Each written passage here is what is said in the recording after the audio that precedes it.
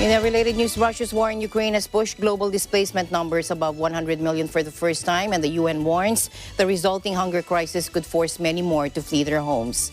Let's listen in.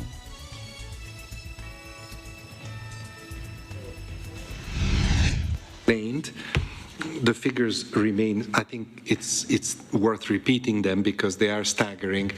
89 million is the figure, correct, Tarek, in the report related to 21.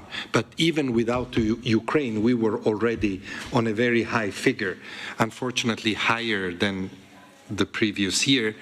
And this trend has been going on now for several years. Certainly since I've taken this job, every year there has been a higher displacement figure than the year before. Then, of course, as Junga mentioned already, we had Ukraine, and Ukraine has displaced anyway between 12 and 14 million people, depending on how you count them. So the figure has exceeded 100 million.